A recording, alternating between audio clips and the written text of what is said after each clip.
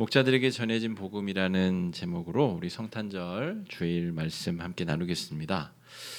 예수님의 탄생 소식을 가장 먼저 들은 사람들이 오늘 본문에 의하면 목자들입니다. 동방 박사들이 아니냐라고 생각하실 분들도 있으실 텐데, 마태복음에는 동방 박사들이 등장하지만 동방 박사들이 올 때 헤롯 왕궁도 들리고 또 이러저러하게 별을 따라오다 보니까 아무래도 첫 번째 이 예수님의 탄생 소식을 접하고 축하한 무리가 이 목동들이 아니겠는가, 이게 합리적인 추론일 것 같습니다. 오늘 본문 8절 말씀에 보면 그 지역의 목자들에게 밤에 천사가 나타나서 예수 탄생의 소식을 전했다, 이렇게 기록하고 있습니다. 이 목자들, 우리가 성경의 목자들에 대한 이야기가 굉장히 많이 나오는데, 잘 아는 다윗도 목동 출신이죠. 그런데 예수님 당시의 목자들과 다윗 시대의 목자들 1000년의 차이가 있습니다. 이 사이의 목자들은 큰 차이가 있습니다. 다윗은 자신의 집안의 양떼와 염소떼를 돌보던 막내 아들이었고요. 지금 여기서 등장하는 목자들은 남의 양들을 직업적으로 돌봐주는 삭군들을 의미합니다. 이 직업적 목자들은 증인 자격, 그러니까 예수 탄생을 목격하고 그 소식을 전하는 데에는 심각한 이 결격 사유를 지닌, 사회적으로 신분이 몹시 낮은 사람들을 의미합니다. 삭군이라고 제가 불렀는데요, 우리 삭군이라는 말이 꼭 나쁜 말은 아닙니다. 삭스를 받고 임금을 받고 그 임금의 대가로 일을 하는 사람들이다, 이게 삭군이라는 말인데, 예루살렘 그 근방에 있었던 대도시의 예루살렘, 또 성전에서 소모되는 수많은 양과 염소와 소들을 관리하고 돌보는 직업적인 이 목자들, 이게 오늘 본문에 등장하는 예수 탄생의 이야기를 첫 번째로 듣게 된 목자들에 대한 이야기입니다. 예루살렘의 실제 양 주인, 염소 주인들은 따로 있고요. 이들이 밤에 이슬 맞아가면서 추위를 견뎌가면서 남의 양과 염소를 돌봤었던 그런 신분적으로 경제적으로 하층에 속했던 사람들, 이 사람들에게 지금 예수 생명의 복음, 그 탄생의 소식이 전해졌다라고 하는 것입니다.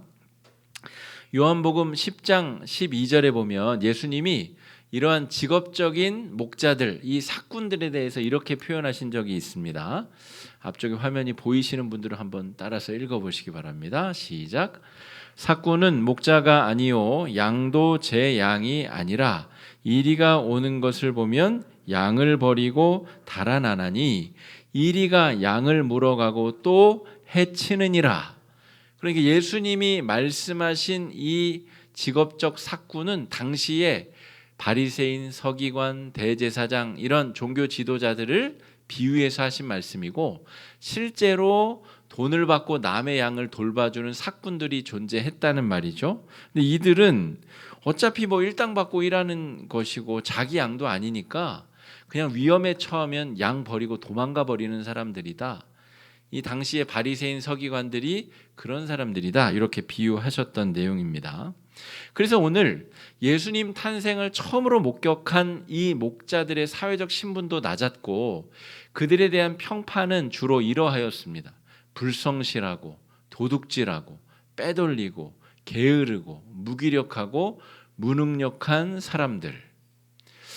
우리 성경에 보면 목자들끼리 서로 싸웠다는 이야기가 많이 나오는데, 먼 거리를 이동해서 양떼에게 풀을 먹여야 되니까 가까운 곳에, 멀리 가지 않고 가까운 곳에서 풀을 먹이려면 목자들끼리 싸우기도 하고, 자기 양떼 중에 이리 승냥이 늑대가 양 무리에서 새끼 양을 물어가면 자신이 피해를 보지 않기 위해서 옆에 목자의 양을 슬쩍 하기도 하고, 그래서 이 목자들에 대한 평가는 거짓말하고 싸우고 불성실하고, 얼마나 무능력하고 이 무기력하면 저 아무도 하지 아니하려는 밤새서 양을 돌보는 남의 양이나 돌보는 일을 할까, 이런 평가를 받았었던 사람들이다 하는 것입니다.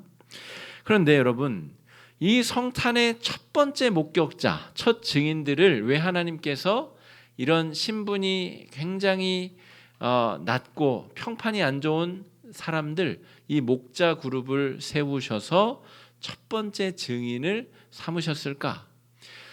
여러분, 유대인들은 아직까지 메시아를 기다리고 있습니다. 아직 메시아가 오지 않았다고 믿기 때문에. 그리고 예수님이 탄생하셨을 당시에 짧게 잡아도 유대인들은 400년이 넘게 구원자 메시아가 오기를 기다리던 사람들이었습니다. 이렇게 아주 절체절명의 유대 역사의 중요한 사건의 첫 번째 참관자를 왜 이런 불황배와 같은 정말 사회적 평판이 안 좋은 사람들을 삼으셨을까? 오늘 거기가 우리가 주목해야 될 오늘 말씀의 첫 번째 주제가 있는 장면입니다. 구원이라고 하는 것은 자기 의를 내세울 수 없는 마치 이 삭군 목자와 같은 사람들에게 벌어진 은혜의 사건이다. 오늘 이것을 성경은 우리에게 분명히 이야기해 주고 있습니다. 기다리던 메시아가 나셨으니 저 예루살렘의 고관대적들 다 부르시고 대제사장과 그의 친척들 다 오라 하시고 스스로 의롭다고 여기는 바리새인 서기관들 다 모여서 예수님의 탄생을 축복하는 것, 이것이 성탄의 의미와 전혀 맞지 않다는 것입니다. 자기 자랑할 것이 전혀 없는 사람들, 자기 의로는 구원의 근처에도 갈 수 없는 사람들을 위해서 예수님이 오셨다는 것입니다. 이게 성탄이 우리에게 주는 가장 첫 번째 중요한 메시지다라고 하는 것이죠. 그러므로 여러분, 우리가 오늘 성탄의 주일에 예배를 드린다는 것은 제가 바로 그 목자와 같은 사람입니다를 고백하는 의식입니다. 내 의로는, 내 자랑으로는 절대로 구원받을 수 없는 사람을 위해 주님께서 오셨습니다. 우리의 신앙 고백이 그렇게 드려지게 된다는 것이죠. 자, 천사들이 베들레헴 일대의 목자들에게 나타나서 천군 천사가 막 찬송을 부르며 메시아의 탄생을 알려주었습니다. 그러자 이 목자들이 어떻게 행동을 하냐면, 이 온풍기를 좀 켜주시면 좋겠습니다. 15절 말씀 한번 읽어보겠습니다. 15절입니다. 시작. 천사들이 떠나 하늘로 올라가니 목자가 서로 말하되 이제 베들레헴으로 가서 주께서 우리에게 알리신 바 이 이루어진 일을 보자 하고. 자, 목자들이 어떻게 결정을 했냐면 보자는 겁니다. 야, 이제 천사들이 예고했으니까 우리가 가서 우리에게 벌어진 일을 가서 보자. 여러분, 제가 말씀을 준비하면서 한번 생각해 봤어요. 쉽게 갈 수 있었을까? 양떼는 어떡합니까? 돌보던 양떼. 야, 가만히 있어. 내가 금방 갔다 올 테니까. 베들레헴 근방의 목자들이기 때문에 최소 몇 킬로를 갔었어야 될 수도 있고 몇십 킬로가 됐을 수도 있습니다. 산길을 비집고 가야 됐을 수도 있어요. 그런데 양떼는 어떡하고 예수님을 아련하러 지금 간단 말입니까? 그런 고민을 안 했을까요? 고민이 됐겠죠. 그런데 이들이 가기로 결정을 하였다는 것입니다. 이게 굉장히 중요한 두 번째 메시지를 우리에게 전해주고 있습니다. 제 생각에는 아마도 목자들이 교대로 가지 않았을까 싶습니다. 야, 내가 먼저 갔다 올 테니까 우리 양들도 좀 같이 좀 봐주고 있어라. 그리고 가서 경배하고 와서 다시 다음 목자들이 가서 예수님을 경배하지 않았을까 싶습니다. 어쨌든 중요한 것은 자신의 그 비루한 삶의 자리 너머에 있는 천군 천사가 자신에게 고지하여 준 어떤 영적인 사건, 영적인 발견을 위해서 위험을 무릅쓰고 자신의 모든 삶을 다 잃어버릴 수 있는 위험을 무릅쓰고 영적인 발견을 위해서 앞으로 나아갔다는 말입니다. 이것이 성탄이 우리에게 주는 두 번째 중요한 의미가 될 수 있겠습니다. 여러분, 예수님이 이 땅에 오신 이유는 바로 하나님이 우리를 어떻게 보시는가에 관련된 이야기입니다. 그러니까 세상 사람들은 이 목자들을 이 부정한 사람들, 별 볼 일 없는 사람들, 사회적 하층민으로 묘사하고 있는데 실제 하나님은 우리를 그렇게 보시지 않는다는 이야기입니다. 하나님은 우리를 부정한 삭군으로 대하지 아니하시고 우리를 그보다 더 가치가 있는 존재로, 예수 그리스도를 만나면 온전히 새로워질 수 있는 존재로 우리를 보고 계시다라고 하는 것입니다. 성탄의 자리에 초대될 만큼 메시아가 이 땅에 인간의 몸으로 오셨음을 초대받고 축하할 자격이 있는 사람으로 하나님께서 우리를 여겨주고 계시다라고 하는 겁니다. 2022년 한 해 동안 여러분 어떤 삶을 사셨습니까? 돌이켜보고 나면 후회되는 일들도 참 많을 것 같습니다. 또 안타깝고 반성되는 일, 그때 그렇게 하지 않았어야 되는데, 하나님이 그때 내 결정을 기뻐하지 않으셨을 텐데, 이런 일들이 있겠죠. 그런데 여러분, 오늘 이 성탄의 자리에 천군 천사가 예수 탄생의 소식을 알릴 그때에 우리가 그 비루한 삶의 자리를 조금 머물게 하여 두고 더 영적인 예수 탄생의 구원의 자리로 나아갈 필요가 있습니다. 왜냐하면 하나님께서 우리를 그렇게 보고 계시고 우리를 그렇게 은혜의 자리로 초대하고 계시기 때문에 그렇습니다. 너는 사람들이 평가하는 대로 그런 부정한, 그런 불의한, 그런 이 삭군 목자가 아니라 나의 자녀, 나의 사랑받기에 충분한 나의 백성으로 나는 너를 새롭게 할 것이다. 그러므로 너는 이 성탄의 자리에 와서 나를 만나고 나와 함께 기쁨의 떡을 떼고 기쁨의 잔을 마시자, 이렇게 우리를 초대하고 계시다는 것입니다. 성탄에 초대될 만큼 거룩하고 가치가 있는 존재로 우리가 새해를 맞이할 수 있었으면 좋겠습니다. 자, 그것이 14절에 묘사되고 있는 하나님께 영광, 땅에는 평화라고 하는 내용입니다. 14절 말씀 한번 읽어보겠습니다. 시작. 지극히 높은 곳에서는 하나님께 영광이요, 땅에서는 하나님이 기뻐하신 사람들 중에 평화로다 하니라. 여러분, 이게 구원의 본질입니다. 내 자신은 구원받을 자격이 없는데 나를 하나님의 자녀로 끌어올려 주신 분, 나를 하나님의 자녀가 되게 하신 분, 그분이 예수님이고 그분이 인간으로 오신 사건이 성탄의 사건이다라고 말할 수가 있겠습니다. 여러분, 이제 목자들이 경배하러 와서 딱 구원의 장면을 목격하였습니다. 그때 어떤 장면을 목격하였냐면 구유 위에 갓 태어난 아기를 발견하게 됩니다. 여러분, 그렇게 고대하고 기다리던 구원자 메시아가 나셨는데 그 천군 천사가 노래로 외친 장면은 사실 애매모호한 그런 묘사이기 때문에 오늘 찬양대가 막 찬양으로 하나님께 영광 돌린 것처럼 천군 천사가 그렇게 예수님의 탄생을 알렸는데 아기 예수로 오신 줄은 모르고 왔거든요. 그러니까 어떤 장면을 상상하고 왔을 거라고 우리가 추측할 수 있냐면, 터미네이터에 보면 우리 그 아놀드 슈왈제네거 근육질의 남자가 구궁 하면서 이제 빨개 벗고 딱 이렇게 미래에서 오잖아요. 그런 장면을 상상하며 목자들이 아마 왔을 가능성이 높습니다. 천군 천사가 막 뭐 큰 잔치가 벌어졌다고 해서 왔지만 아기가 있을 줄은 예상치 못했을 가능성이 높습니다. 그런데 실제 와보니 어떤 장면이 펼쳐져 있어요? 아기가 구유 위에 놓여 있는 겁니다. 그러니까 이 목자들이 생각할 때는 조금 너무 허무하지 않겠어요? 이 아이가 언제 자라서 언제 어른이 돼서 우리를 이 로마의 압제에서 구원해 준다는 말인가? 내가 그 사이에 죽을 게 분명하고 내 비루한 삶은 계속해서 이루어질 것이 분명한데 지금 당장 내 삶을 구원해 내야지 이제 아기로 태어나가지고 언제 내 삶을 구원한단 말인가?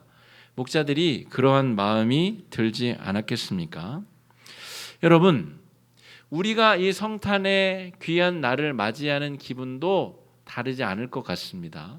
성탄 주일을 보내지만 내일 또 여러분 우리 삶의 자리로 돌아가서 지치고 힘든 삶의 자리에서 또 애쓰고 노력하며 살아야 될 텐데, 오늘 성탄의 아침을 맞았다고 해서 내일 우리의 삶의 자리가 갑자기 구원받는 것이 아닌데, 이 목자들도 똑같은 마음으로 구유 위에 놓이신 아기를 지금 대하고 있다는 것이죠.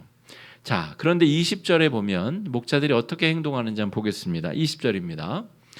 목자들은 자기들에게 이르던 바와 같이 듣고 그 모든 것으로 인하여 하나님께 영광을 돌리고 찬송하며 돌아가니라.